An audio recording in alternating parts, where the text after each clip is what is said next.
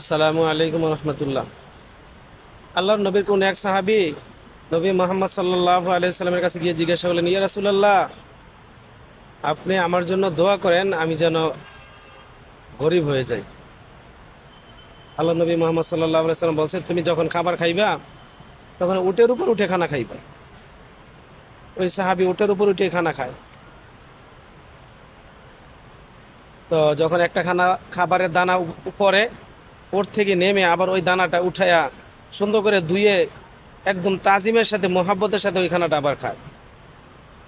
আবার কিছুদিন পর আল্লাহ নবীর কাছে গেছে, ইয়া রাসূলুল্লাহ, ইয়া হাবিবাল্লাহ, আমি তো আরো বেশি ধনী হইতেছি।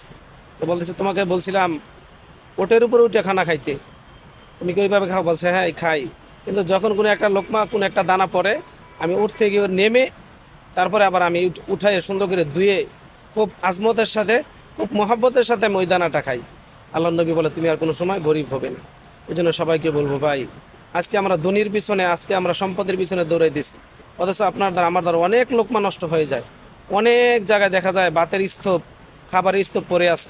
হাজারো মানুষ আছে ভাই, যারা একবেলা এক লোকমা খাবার খাওয়ার জন্য কত কষ্ট করতেছে। ওই জন্য ভাই আপনাকে বলি যে যখন খানা খাবেন নিচে একটা দস্তর, একটা কাপড় বিছিয়ে নেবেন। যখন আপনি খানা খান ওই লোকমাটা যদি, ওই দানাটা যদি পড়ে সুন্দর করে উঠাইয়া এটা ধুয়ে মহব্বতের সাথে খাবেন।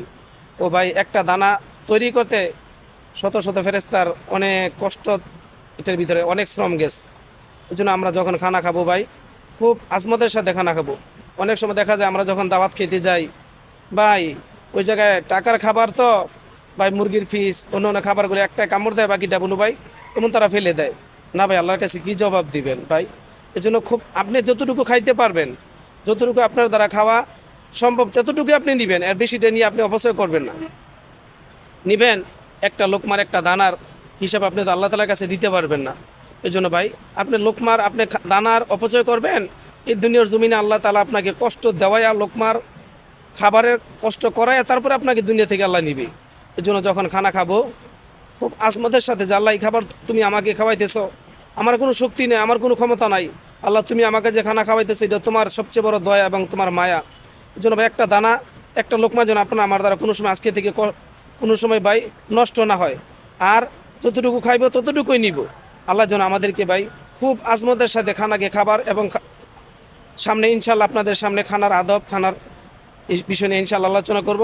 আজকে এটাই যে আপনার আমার দ্বারা যেন কোনো সময় ভাই কোনো খাবার অপচয় না হয়, এদিকে খেয়াল করে ইনশাল্লাহ খাবো।